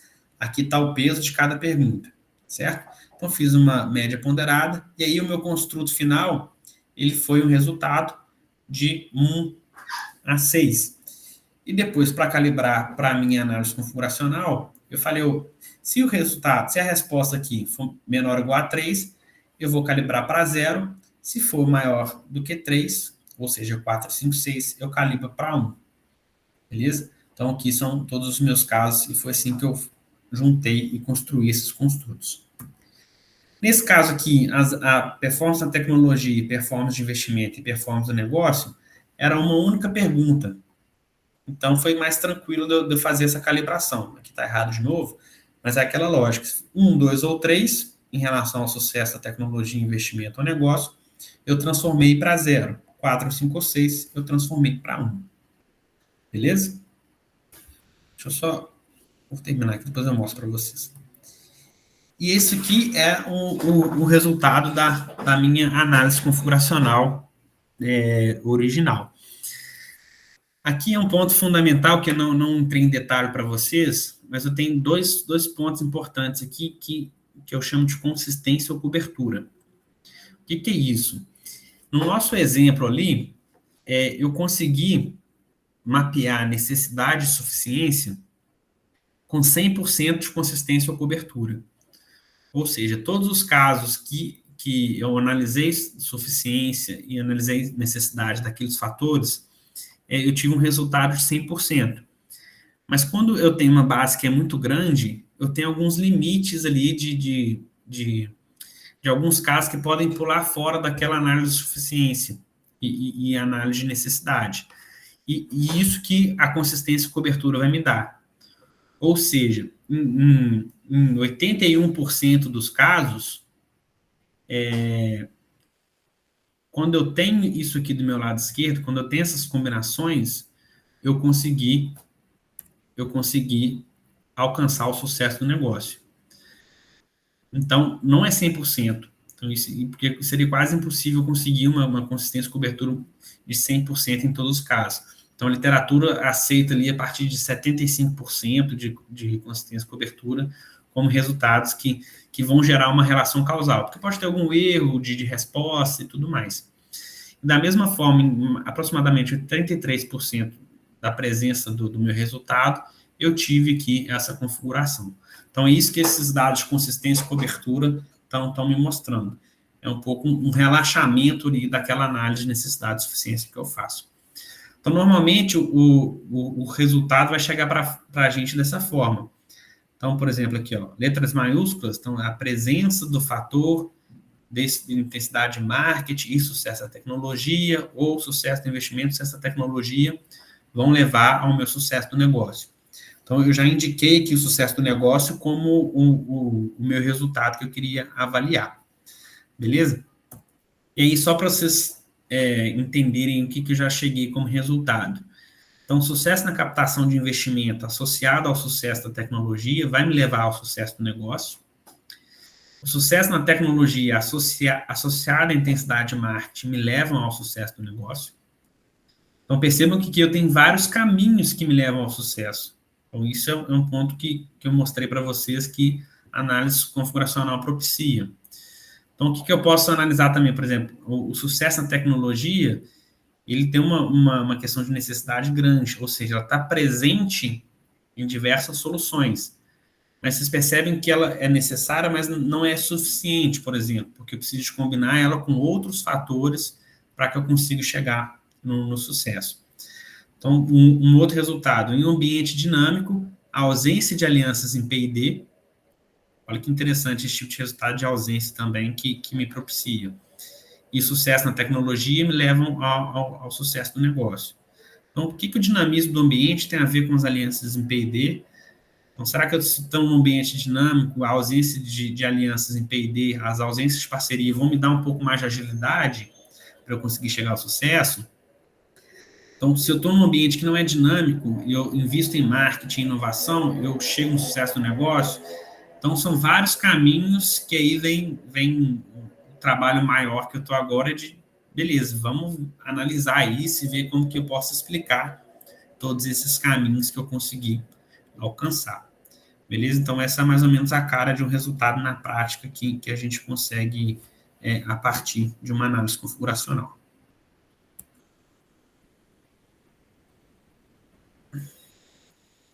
Alguma dúvida, pessoal? Várias dúvidas?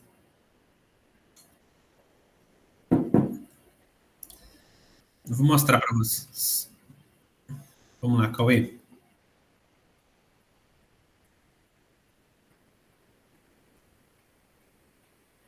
Oi.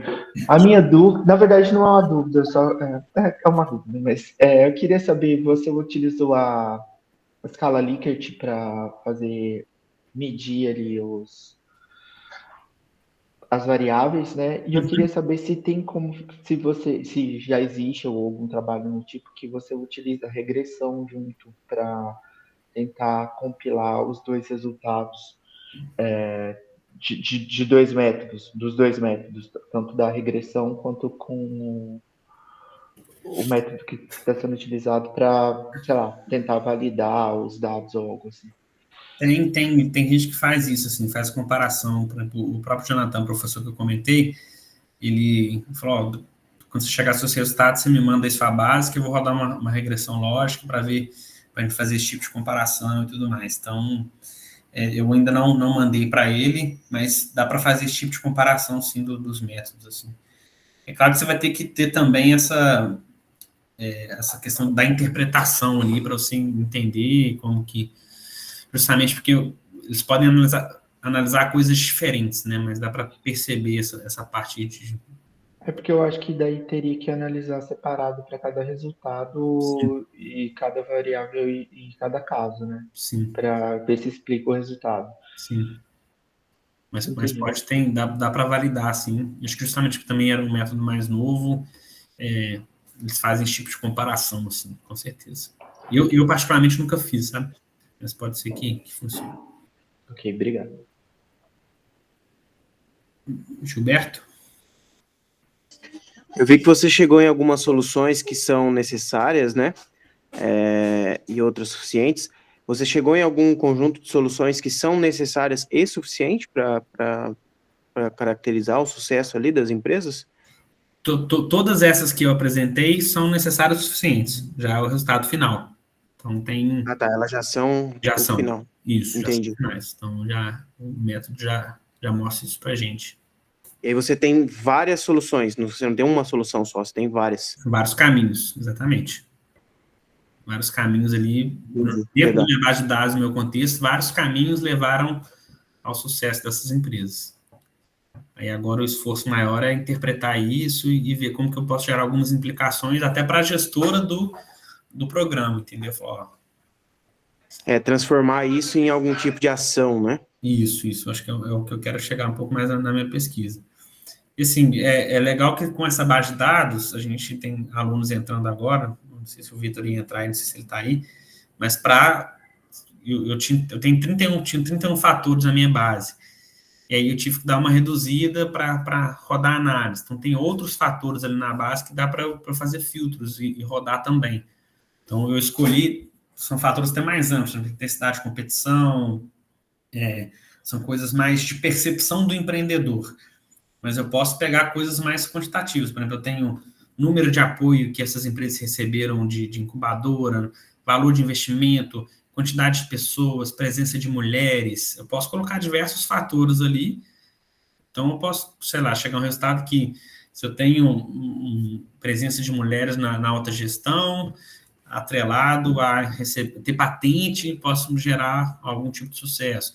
Ou eu tenho dados, por exemplo, da idade dos fundadores, se eles tiverem experiência internacional, experiência do empreendedor. Então, tem uma série de dados ali que eu posso fazer outros recortes para chegar ao resultado. Então, isso é legal também. Então, é um método versátil nesse sentido. Se você conseguir ter fatores, conseguir mensurar um sucesso e conseguir coletar muito bem esses dados por meio de casos, você consegue fazer diversas combinações que funcionam. Então, é bem interessante.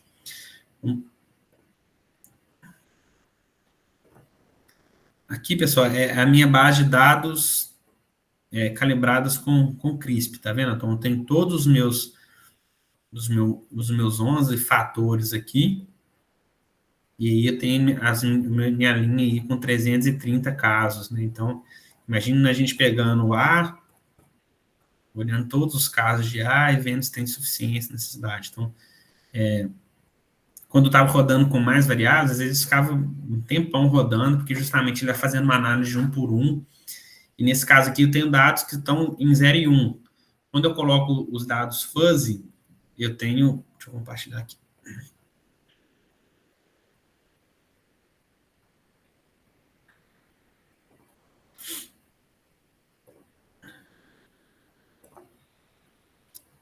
eu tenho uma análise que não está só em 0 e 1. Então, aqui, tá vendo? Eu tenho fatores que estão com outro tipo de classificação. Então, ele vai analisar isso também. Então, ó, posso estar 0,4, essa empresa tem 0,4 de dinamismo do ambiente, 0,8 de IC, então 0,2.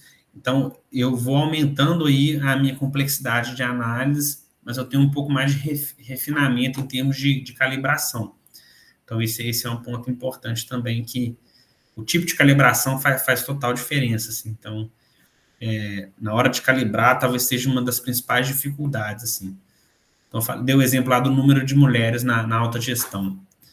Então, beleza. Qual que é o número de mulheres que vai ser o meu ponto de falar? A partir desse número de mulheres, eu vou considerar 1, a partir desse número, eu vou considerar 0. Eu preciso ter um embasamento de literatura também para me ajudar a calibrar esses fatores. Então, é bem dinâmico nesse sentido. Então, essa fase talvez seja mais desafiadora. Agora eu vou mostrar para vocês a interface aqui do R. Então, aqui normalmente eu vou chamar algumas bibliotecas que já estão desenvolvidas. Então, falei com vocês lá do QCA e do CNA. Então, o CNA usa muito a biblioteca do QCA, então é legal. Aqui, o primeiro passo, eu vou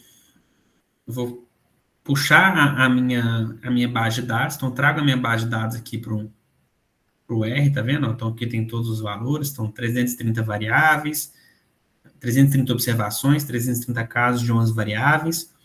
Então, aqui eu tenho a base fuzzy e a base crisp. E aí eu chamo aqui a minha função, que vai me dar a resposta. Então, eu uso o CNA aqui, eu estou falando o tipo de base que eu estou puxando é uma base crisp, eu estou trabalhando numa exigência de cobertura e convergência que eu falei para vocês, de 0,8 até 1, então são valores recomendados na literatura. Quando eu coloco aqui, tá vendo, o order list, eu estou mostrando para o algoritmo que eu quero que o final da minha relação causal, ou seja, que todos os fatores apontem aqui para o sucesso do negócio, que é o outcome que eu quero. E aqui tem uma série de outras também classificações que você chama na função, e aí você coloca para rodar e aí dá os resultados que a gente pede. Então, tá vendo? O outcome que eu defini é o sucesso do negócio. Aqui eu tenho as minhas condições, os valores de consistência e cobertura. Aqui a complexidade da minha solução. Então, aqui eu tenho 4 fatores que estão diretamente envolvidos. Nesse caminho aqui eu tenho 10 fatores envolvidos. Alguns fatores repetem, tá vendo? Então, por isso que desse resultado aqui, eu cheguei naqueles 5 caminhos principais que eu mostrei para vocês. Então, isso é a cara do resultado, e como eu falei, a gente precisa interpretar. E só de eu calibrar de uma maneira diferente, eu já alcanço outro tipo de resultado também. Eu chego em muito mais soluções, tá vendo? Aqui eu cheguei em 5 modelos, né, que vão me dar, que foram considerados necessários o suficientes. Aqui, quando eu calibro no CRISP, ele dá um pouco mais de ambiguidade, então tem 1.719 modelos que podem me dar um resultado. Então, até nesse tipo de análise de dados, foi um pouco que eu fiquei mais trabalhando, porque como é um método muito novo, tive que tentar entender por que ampliava muito. Então, é porque eu estava trabalhando com um número muito grande de variáveis, enfim, a gente vai trabalhando nesse sentido. Mas essa é a cara, mais ou menos, do método. Então, só colocar aqui para vocês, ó. Aqui eu vou colocar para rodar minha base CRISP, e aí rapidinho ele chega fiquei pensando aqui, e rapidinho ele chega no meu resultado. Quando eu chamo a fuzzy, ele demora um pouquinho mais, porque como eu não estou considerando só 0 e 1, tem outros valores aqui envolvidos, ele precisa raciocinar muito mais para conseguir definir o pertencimento desses casos. Tá vendo? Ele demora um pouco mais para chegar no resultado. Quando eu estava trabalhando com um número muito grande aqui de variáveis, ele ficava rodando e gastando mais tempo também. Então, isso vai variando muito e fui aprendendo mais na prática aí, esses pontos. Também demora um pouquinho mais do que o outro, justamente porque ele faz todas aquelas interações, vai olhando fator por fator, caso por caso, e comparando com o resultado final para chegar no resultado.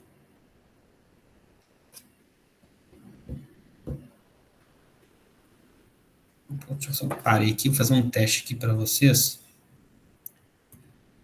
Se eu tirar, deixa eu ver se eu tirar esse fator aqui, que é o fator que está me falando qual que seria o resultado final. Que eu indiquei para ele lá que seria o SN, agora eu tirei essa opção. Então, como eu tirei essa opção, ele vai demorar um pouquinho mais para raciocinar também, porque ele está testando também quais são as possíveis saídas. Então, quando eu já dou o meu AutoCAM, o meu resultado final é o SN, então ele já faz todas as relações, já jogando o SN para o final da fila.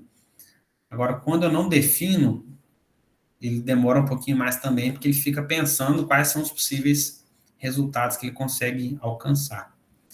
Então, é um esforço computacional relativamente grande, assim, justamente porque tem muito caso, ele tem que ficar resolvendo. Alguma dúvida, pessoal?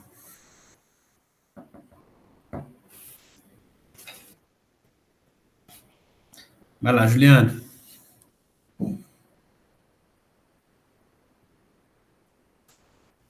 Boa noite, Thiago. Tudo bem? Tudo beleza. E você? Bem também. A minha dúvida seria assim, dessas 330 observações que você tem, né? Se você separasse essas empresas, esses cases, por segmento, por exemplo, setor agrícola, você ia enviesar mais na descoberta dos FCs por segmento, ou é melhor deixar amplo mesmo, ou não tem necessidade? Cara, posso ir brincando com essas análises, sem problemas. Então, minha questão de pesquisa está falando das empresas de bases tecnológicas participantes do PIB. Uhum. Beleza, eu posso falar, eu quero estudar as empresas do agronegócio. Uhum. Aí eu teria que só filtrar e ver mais ou menos quantas empresas seriam, que talvez eu precisaria, talvez, alguma redução de variável, talvez não, assim, mas dá para a gente rodar e testar, sabe? Aí eu restringiria minha questão de pergunta, minha questão de pesquisa. Uhum. Fazer algo específico para as empresas do agro. Então, funciona também, tranquilamente. Muito bom, legal. Eu posso colocar o setor como uma variável de sucesso, mas também não faz muito sentido eu comparar isso. Então, mas dá para ir brincando dessa forma, com certeza. Mas, Thiago, em síntese, assim, você toma muitas decisões ao longo da sua pesquisa, né? Porque, assim, nessa escolha das variáveis, em agrupar alguns dos fatores, né? Não variáveis, fatores. Você também pode ser questionado por essas suas decisões ao longo do desenvolvimento do trabalho, né? Mas você tentou se apoiar na literatura em alguns aspectos, né? Se você puder falar um pouquinho dessa experiência e dos grandes desafios que você enfrentou ao longo dessa construção, né? Que ela está muito clara, né? A gente consegue entender o passo a passo que você deu, mas a gente sabe os desafios que tem ao longo do percurso, ainda mais um método novo. Não, com certeza, assim, a gente gosta de falar da cozinha da pesquisa, né? Então, assim, eu tive que ir testando muitas coisas, assim, desses métodos de calibração, esse tipo de decisão de quais variáveis escolher, quais não escolher, então, você falou da literatura, acho que é um ponto importante. Eu cheguei a rodar até um outro algoritmo que foi desenvolvido pelo pessoal da própria pessoal que estuda isso, método, que ele não faz a análise completa, então ele faz só aquela análise de suficiência, a primeira que a gente fez. Então aí você consegue rodar todos os fatores e ver a partir dali quais são os mais importantes, para depois você rodar a análise completa. Mas para mim apareceu, por exemplo, fatores que eram muito distintos de comparar. Por exemplo, a aliança em P&D com, sei lá, idade do fundador. Então, será que eu coloco isso tudo no mesmo saco? Não faz muito sentido. Então, apesar de ter essa robustez quantitativa, como eu falei, esse qualitativo, essa tomada de decisão, a gente tem que fazer o tempo todo. Então, pode ser que tenha um resultado aqui de causal que não tem muito pé nem cabeça, sabe? Então, eu também tenho que selecionar e saber interpretar isso. Os próprios métodos de calibração, se eu fosse para uma análise mais fuzzy, meu computador não estava conseguindo rodar tudo. Então, isso eu fui decidindo e como você falou, eu preciso justificar todo o tempo isso dentro do meu trabalho. Então, até para escolher as variáveis e a forma de calibrar, por que você escolheu 5 pessoas, tem lá uma variável de número de pessoas na empresa? Então, se eu quero colocar isso na minha análise configuracional, eu tenho que calibrar de alguma forma.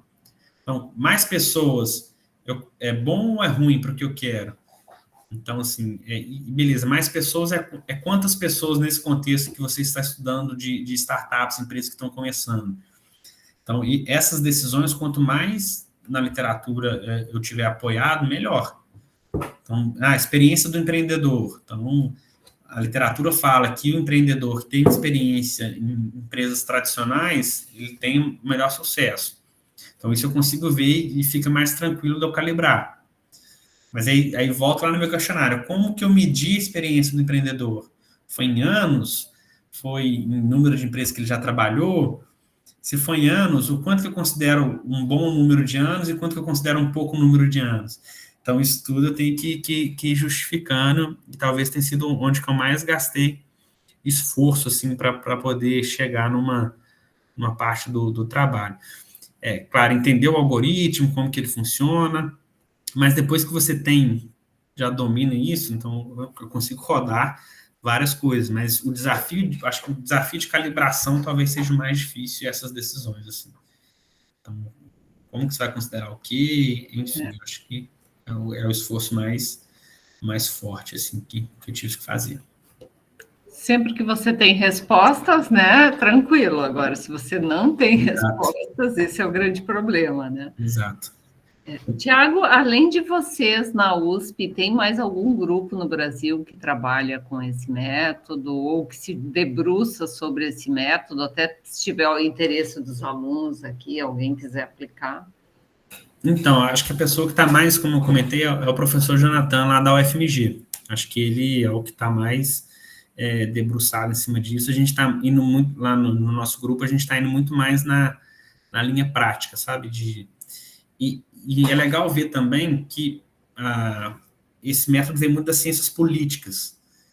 Então, talvez tenha grupos que eu desconheço, para te falar a verdade, de ciências políticas. Inclusive, acho que essa aproximação que a gente teve lá foi num curso de metodologia lá na USP, que o pessoal ficou sabendo, mas talvez o pessoal da política domine muito mais isso também, que a gente trouxe um pouquinho mais para a gestão. Mas acho que a principal referência, assim, para conversar mesmo com o contexto do Brasil, acho que seria aí o professor Jonathan, com certeza. Jonathan Freitas, lá da UFMG, do departamento de administração. Ele é metodólogo, né? Ele se debruça muito, né, nessa... A gente fez a disciplina lá, a gente fez meio que dividida com ele, assim, então ele... Eu acompanhei a disciplina ano passado, e eu tenho os vídeos dele muito interessantes. Ele é fera, assim. É um outro olhar, né? E não só desse método, assim, ele domina, tipo, tudo, ele vai lá na filosofia, na epistemologia. Esse dia ele postou lá no Instagram dele que ele estava lá com o Baumgartner, que foi o fundador desse método lá, apresentando e tal. Então, só para mostrar para vocês, pessoal, aqui, ó, quando eu não defino o resultado que eu espero, ele vai me indicar aqui, ó. Então, uma estratégia de diferenciação. Então, quando eu tenho não tenho uma estratégia de baixo custo, eu tenho uma estratégia de diferenciação, então faz sentido. Quando eu tenho aliança em P&D ou quando eu tenho sucesso no negócio. Então, assim, é uma coisa que a gente vai analisando, dependendo do caso, faz sentido você não definir o seu outcome. No meu caso, faz mais sentido porque eu queria o sucesso do negócio em si. Aqui ele foi analisando, por exemplo, a aliança em P&D é algo que os fatores apontam ali como resultado. Então, dá esse tipo de variação também. Então, é bem interessante nesse sentido. Às vezes, vou jogar as variáveis aqui e ver o que dá. Já fiz muito isso também nesse processo de experimentação. Assim. Mas é bem legal. Que bom. Então, Se não temos mais perguntas, não sei se alguém tem mais alguma dúvida, algum comentário. Tudo muito claro, né? Uma palestra bem diferente hoje, né, do que nós vínhamos tendo ultimamente, mas para despertar o interesse para métodos diferentes. Então, Tiago, nós gostaríamos de te agradecer, né, em meu nome, em nome do professor Jonathan, que divide essa disciplina. Agradecer a sua... Isabela. Isabela, você tem pergunta? Fica à vontade. Nos 40 e alguma coisa do segundo tempo, vamos lá que está tempo. Foi sem querer, professora. Era para mandar uma reação. Sem querer, eu cliquei não. Acontece. Então, acontece. Bom, Tiago, desejamos sucesso para você na Petrobras, né? Que você realmente possa utilizar parte dessa sua formação, né, na academia, que você tenha sucesso na sua defesa de tese, se for pública, quiser compartilhar conosco, eu compartilho com os alunos também, quem tiver interesse. E se quiserem procurar o Tiago depois, também eu tenho contato, né, para desenvolver o trabalho. Eu acho que é uma oportunidade de trazer algo novo para o programa também.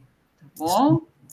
Professor, obrigado pelo convite, obrigado, pessoal, pela atenção. Como o professor falou, portas abertas e sintam-se à vontade para procurar o que eu puder ajudar ou indicar alguém. Ótimo. Com certeza, pode contar comigo. Tá bom, obrigada. Pessoal, agora na sequência a gente tem outra palestra sobre a rota bioceânica. Quem tiver interesse em participar, o link foi enviado. Quem tiver alguma dúvida, posso encaminhar depois também, não tem problema. Bom? Um abraço, pessoal. Obrigada a todos. Boa semana a todos. Obrigado. Obrigada. Tchau.